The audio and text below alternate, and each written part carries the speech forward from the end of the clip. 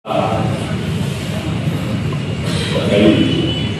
दादांच्या विमानाचा अपघात झाला म्हणून 9:04 डॉक्टरांचा फोन आला आणि बातमी कळाली अपघात झाला आहे आणि थोड्या वेळाने दादा आपल्याकडून गेले. अर्धा तास तर काही सुचलंच नाही आणि काय करावं आणि काय समजला सर्व एवढा कामाचा कडक शिस्तीचा माणूस आपल्यातून गेला आहे. लागलीच बारामतीच्या दिशेने आम्ही गेलो.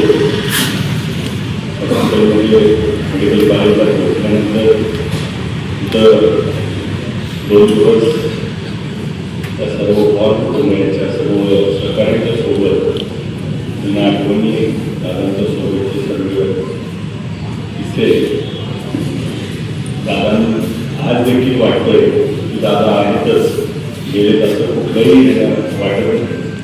आणि दादांच्या गाण्यांचा महाराष्ट्र तसंच माढा पंढरपूर सगळ्या तालुक्याचं सामान्याचं सामान्य जसं आपल्या सेकंदावाचं नुकसान झालं तसं सगळ्यांचं नुकसान झालं.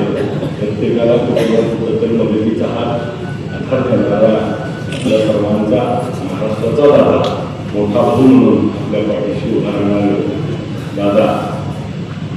दादांच्या बरोबर अनेक वेळा प्रवास करताना 8-10 वर्षांमध्ये दादांची अनेक वेळा गाडीतून प्रवास केला, हेलिकॉप्टरमधून प्रवास केला. दादांच्या सोबत राहत असताना आमदार झाल्यापासून तर त्या ठिकाणी कॅबिनेटला मंगळवारी गेलोय आणि दादाला भेटलो ना असा कोणताही आठवडा नव्हता. कारखान्याच्या कर्जाच्या संदर्भात दादांनी केलेली मदत असेल, वेगवेगळ्या विकास कामासाठी केलेली मदत असेल, सीना-माढा उपसा सिंचन योजनेला 20 कोटीची तरतूद असेल, माढा नगरपंचायतसाठी निधी जे म्हणून आम्हाला काम सांगितलं तर त्याला सगळ्याच्या पाठीशी उभा राहायचं काम. पंढरपूरच्या या विकास आराखड्याला 30,000 कोटीच्या आसपास निधीची तरतूद येणाऱ्या 5 वर्षात करणार असा देखील दादा नेहमी बोलताना बोलायचे. आणि अनेक कामाची गती त्यांच्या बोलण्यात, त्यांच्या हजरजबाबीपणा, स्पष्टोक्तपणा, वेळ म्हणजे एक वेळ पवारसाहेबांनी दिलेली वेळ जर 9 वाजताची असेल तर चुकून उशीर झाला 9:15ला पोचायचो. परंतु जर दादांनी 7ची वेळ दिली तर 6:45लाच पोचायचो. एवढा दरारा दादांचा होता. आणि मगाशी म्हटल्याप्रमाणे कोणताही मंत्री सकाळी 7 वाजता मंत्रालयात कधीही उपस्थित नसतो. 10ला मंत्रालय 11ला चालू होतं, 2ला जनतेसाठी चालू होतं. परंतु दादा 7 वाजता सकाळी असायचे.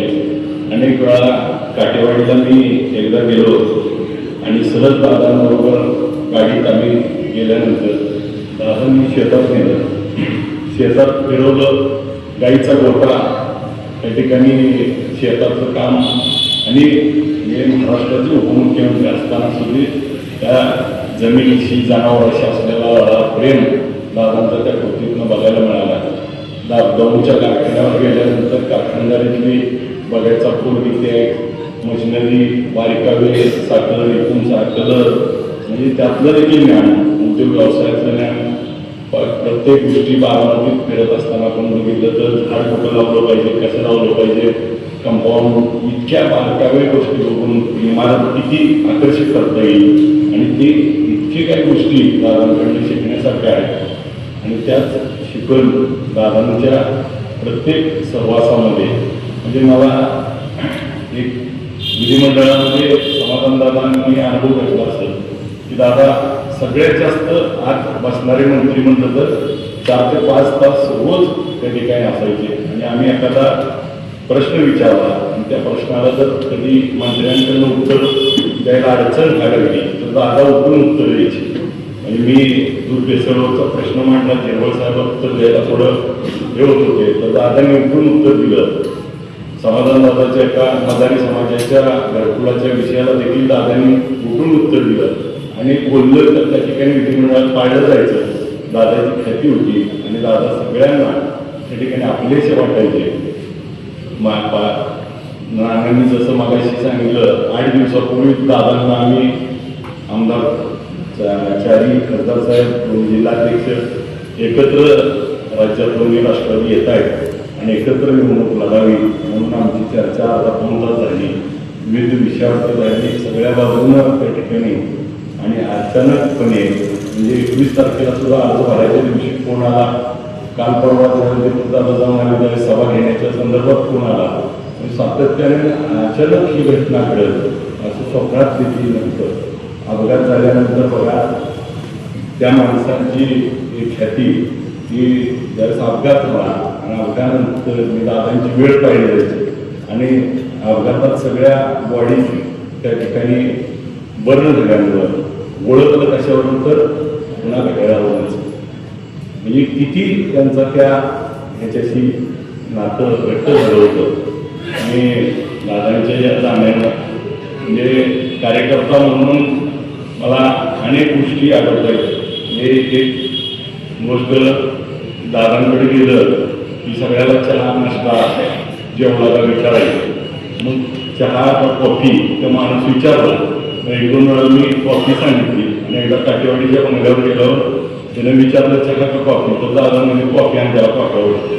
ही एवढ्या छोट्या कार्यकर्त्याची आवड लक्षात ठेवणारा, एवढं मोठं मन असणारा आणि सर्वांबाजून त्या ठिकाणी आमच्यावर प्रेम करणारे आपल्यात नाही.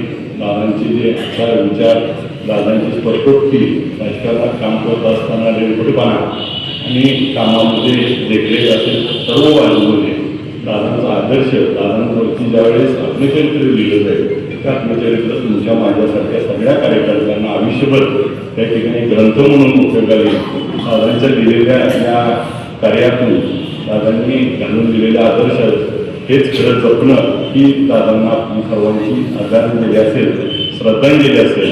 आपण सर्वजण दादांनी घालून दिलेला निर्व्यसनी मंत्र, कुठेही त्या ठिकाणी टापटीपणा, दादांना घड्याळ आवडायचं, दादांना पेन आवडायचे, दादांचे राहणीमान म्हणजे ज्या ज्या काही चांगल्या गोष्टी होत्या, दादांकडे ज्या पण गोष्टी होत्या सगळ्या त्या ठिकाणी आपण अंगीकृत कराव्या आणि आपल्यामध्ये दादांचा काही अंश आपल्यामध्ये उतरावा. हीच खरी दादांच्या या श्रद्धांजली म्हणून आपण व्हावी.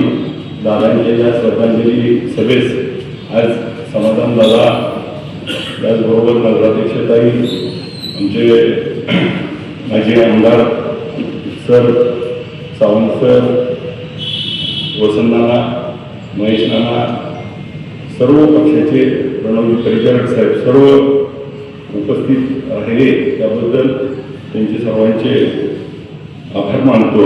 आणि नसाल भोवतील सदैव मनी खत राहील, तुमच्या कर्तृत्वाची ही भूमी श्रीमंत राहील, वाऱ्याचा दरवळतो सुगंध तुमच्या आठवणींचा, ध्येय जरी संपला दादा तुमचा विचार जिवंत राहील. हरिओम.